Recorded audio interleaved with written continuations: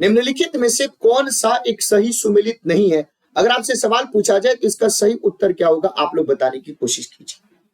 देखिए, एक चीज मैं आप सब लोगों को बताना चाहता हूं, प्रॉपर तरीके से आप सब लोगों को ध्यान रखने की जरूरत है कि सोज झील के बारे में बात करें तो ये मैनपुरी में स्थित है, ठीक है। शेखा झील के बारे में बात करें तो अलीगढ़ में स्थित है, ये भी ठीक है। बखीरा झील के बारे में बात करें तो संत कबीर नगर में स्थित है, ये भी सही बात है।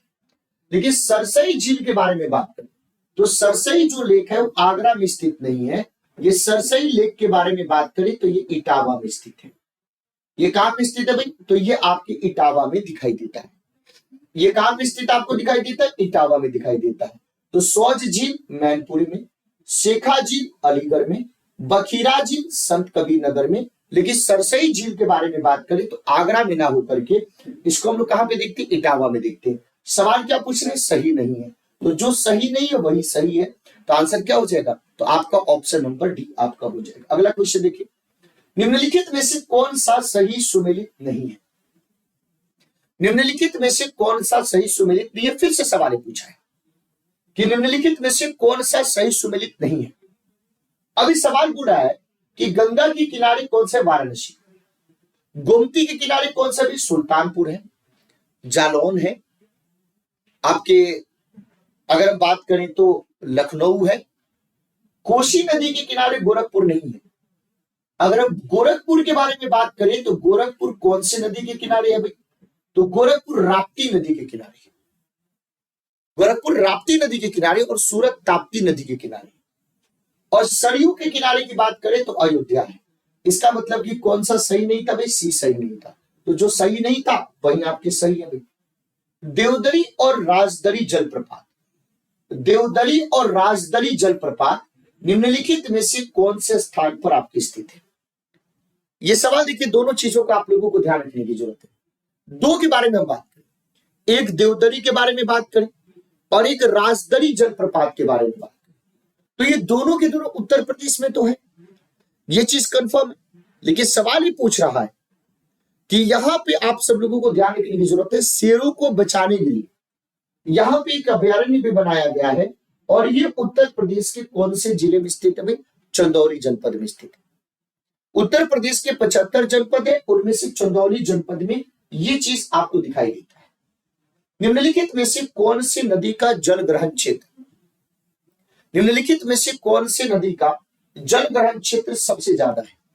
ये उत्तर प्रदेश की कुछ महत्वपूर्ण आपकी नदियां हैं, महत्वपूर्ण आपके रिवर्स हैं, जिसमें सबसे महत्वपूर्ण नदी में तो आपके गंगा का आ जाता है, यमुना आ जाता है, लेकिन उसके अलावा महानंदा, रामगंगा, गंडक और सोन भी आता है। तो जब सवाल ही पूछे कि इन चारों नदियों में कौन सी नदी का जल ग्रहण क्षेत्र सबसे ज्यादा है, तो आंसर क्या हो जाएगा? सोन नदी हो जाएगा। उसी तरीके से अगर हम रामगंगा के बारे में बात करें, ये भी वहां की महत्वपूर्ण आपकी नदी है, इसके बारे में भी आपको समझने की जरूरत है। अगला क्वेश्चन देखिए, निम्नलिखित में से कौन सा युग्म आपके सुमेलित नहीं है? निम्नलिखित में से कौन सा युग्म आपके सुमेलित नहीं है? कौन सा आपके इसमें से सही नहीं है? एक एक करके समझिए। यहां पे जब हम बिठूर के बारे में बात करें तो ये कानपुर के आसपास आपको दिखाई देता है, और कानपुर भी कौन से नदी के किनारे? गंगा नदी के किनारे। हम कानपुर के बारे में बात करें, हम वाराणसी के बारे में बात करें, हम इलाहाबाद के बारे में बात करें, हम इलाहाबाद के बारे में बात करें, ये जो उत्तर प्रदेश के ये जो महत्वपूर्ण आपके शहर हैं वो सब गंगा के किनारे आपको दिखाई देता है।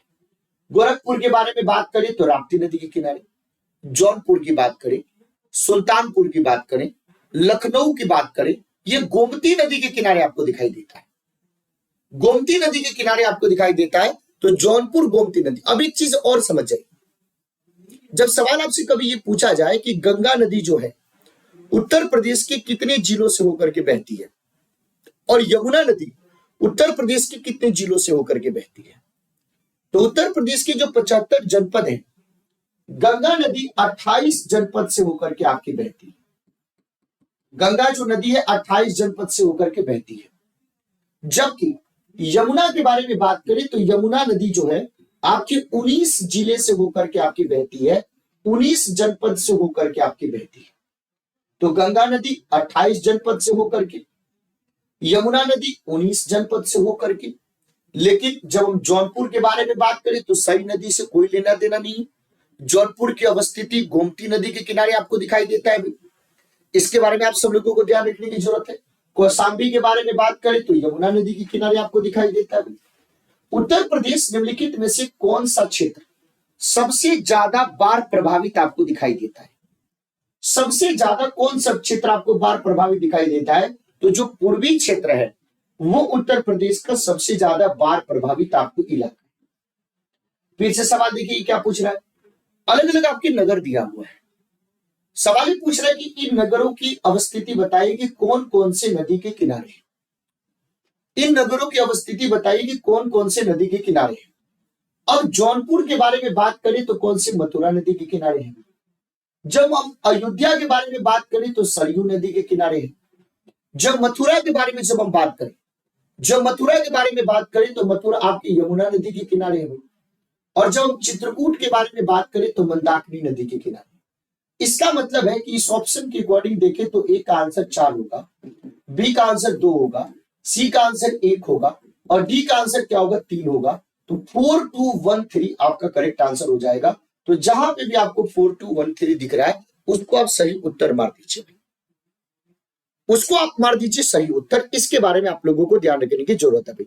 तो जब भी आज के बाद से सवाल पूछे कि कौन से नदी के बारे में कहां पे आपकी बात करी जा रही, तो इसको आप लोगों को ध्यान रखने की जरूरत है। अगला क्वेश्चन देखिए। उत्तर प्रदेश जो कृषि अनुसंधान परिषद है, यूपी में जितने भी आपके परिषद हैं, जितने भी आपके हेडक्वार्टर हैं, उनसे भी कभी कभी सवाल पूछा जाता है। तो उत्तर प्रदेश कृषि अनुसंधान परिषद आपको कहां पे दिखाई देता है? तो ये आपको लखनऊ में दिखाई देता है। उसी तरीके से सवाल पूछ रहा है कि उत्तर प्रदेश में जो कृषक समृद्धि आयोग है, उस कृषक समृद्धि आयोग का गठन कब किया गया था? 2017 में किया गया। अब सवाल देखिए तो थोड़ा खूब अच्छे से समझिएगा। सवाल क्या पूछ रहा है? सवाल ये बोल रहा है कि उत्तर प्रदेश के लिए कुछ स्टेटमेंट्स आपके दिए गए, उन स्टेटमेंट्स को आपको बहुत ध्यान से देखना है, बहुत ध्यान से आपको देखना है और उसके बाद उसका सही उत्तर आपको बताना है। ये पहला स्टेटमेंट बोल रहा है कि भारत में गन्ना उत्पाद का सबसे बड़ा हब जो है उत्तर प्रदेश। ये बिल्कुल इसमें कोई दो राय नहीं है। सुनिएगा, मैं 2 बात आपको कहता हूं कि भारत में सबसे ज्यादा गन्ना उत्पादन उत्तर प्रदेश में, लेकिन हम भारत में सबसे ज्यादा शुगर के प्रोडक्शन की बात करें तो महाराष्ट्र में। 2 बातें। पहली बात क्या है कि भारत में सबसे ज्यादा अगर गन्ना उत्पादन के बारे में बात करें तो भारत में सबसे ज्यादा गन्ना उत्पादन कहां पे भाई? सबसे ज्यादा गन्ना उत्पादन उत्तर प्रदेश में। देखिए सबसे ज्यादा अगर हम आपकी शुगर के प्रोडक्शन की बात करें तो फिर आपके महाराष्ट्र हो जाता है। भारत का उच्चतम दुग्ध उत्पादक जो प्रदेश है ये भी आपका कौन सा? उत्तर प्रदेश है।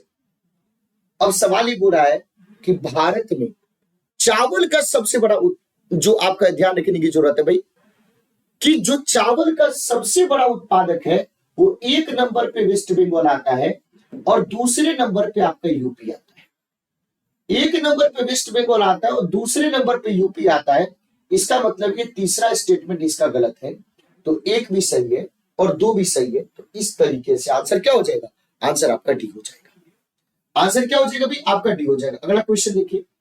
उत्तर प्रदेश में रानी लक्ष्मीबाई केंद्रीय कृषि विश्वविद्यालय, ये जो झांसी में स्थित है, अगर हम इसके बारे में बात करें तो इस सवाल बोले कि कौन से साल में आपकी इसकी स्थापना हुई थी? तो 2014 में स्थापना हुई थी। उत्तर प्रदेश के वाराणसी में झांसी की रानी लक्ष्मीबाई, जिनके बचपन का नाम था मणिकर्णिका, उनका जन्म हुआ था। लेकिन इनके डेथ के बारे में बात करें तो ग्वालियर के किले में जो सिंधिया के धोखे के कारण अंग्रेजों के द्वारा घेर लिया गया था और उनकी वहां पे हत्या की गई थी। तो सवाल ये पूछा जाए कि उत्तर प्रदेश में अगर हम आपके इसके बारे में बात करें तो कब इसकी स्थापना हुई थी? तो 2014 में इसकी स्थापना आपको करी गई थी, 2014। आगे सवाल देखिए। अभी पूरे के अलग अलग आपके उत्पाद हैं जो एक जिला एक उत्पाद के तौर पे आपके रेखांकित किया गया है। उत्तर प्रदेश के 1 डिस्ट्रिक्ट 1 प्रोडक्ट, आप सब लोग इस बात को जानते होंगे। तो लहसुन के बारे में बात करें तो मैनपुरी का लहसुन, यानी लहसुन मैनपुरी का ओडीओपी है। अगर हम प्याज के बारे में बात करें तो गाजीपुर का प्याज, अगर मैं सही बता रहा हूँ तो यस कहिएगा। उसके बाद अगर हम बात करें तो मिर्च जो है उसके लिए देवरिया जाना पड़ेगा और हल्दी के लिए ललितपुर आपको जाना पड़ेगा। तो ये जो है आपके उत्तर प्रदेश के अलग अलग जनपदों के अलग अलग आपके उत्पाद हैं, जिसको वन डिस्ट्रिक्ट वन प्रोडक्ट के नाम से जानते हैं। तो इसका सही उत्तर क्या हो जाएगा? तो इसका सही उत्तर आपके बी हो जाएगा। जब भी ओडीओपी के बारे में बात करें तो इसको ध्यान रखने की जरूरत है। अगला क्वेश्चन, निम्नलिखित में से कौन ट्यूबवेल सिंचाई के क्षेत्र में सबसे ज्यादा है, सर्वाधिक है? तो ट्यूबवेल सिंचाई के बारे में बात करें तो ट्यूबवेल सिंचाई की बात करें 1 नंबर पे यूपी। दुग्ध उत्पादक की बात करें 1 नंबर पे यूपी। गन्ना उत्पादन के बारे में बात करें तो 1 नंबर पे यूपी। चावल के उत्पादन के बारे में बात करें तो दूसरे नंबर पे यूपी। अगर हम आदमी के प्रोडक्ट उसकी बात करें, पॉपुलेशन की बात करें तो वहां पे आपके 1 नंबर पे यूपी आ जाता है। उत्तर प्रदेश में जो परंपरागत जो आपकी भूमि की जो मापन इकाई है, उत्तर प्रदेश में जो परंपरागत जो भूमि की मापन इकाई है उसको क्या कहते हैं? तो उत्तर प्रदेश में भी यही चलता है, बिहार में भी यही चलता है, और वो कौन सा भी बीघा। अब सवाल ये पूरे कि निम्नलिखित में से कौन सा सही सुमेलित नहीं है? इसको आप सब लोग होमवर्क में आंसर देने का प्रयास कीजिएगा कि इसका करेक्ट आंसर क्या होगा। ये सारे के सारे कुछ संस्थान है, ये कहां पे स्थित है और कौन सा इसमें से सही मैच नहीं है, इसका उत्तर आप लोगों को ऑफलाइन कमेंट में देना है। आपको अगर ये सेशन अच्छा लगा है तो एक बार सेशन को लाइक करके गुरु दक्षिणा जरूर देंगे। चैनल को सब्सक्राइब करके अपना प्यार जरूर दीजिएगा आप सब लोग, और अपने दोस्तों तक ज्यादा से ज्यादा शेयर करके प्रबल मंथन को पहुंचाने का प्रयास कीजिएगा। Thank you so much. जय हिंद साथियों।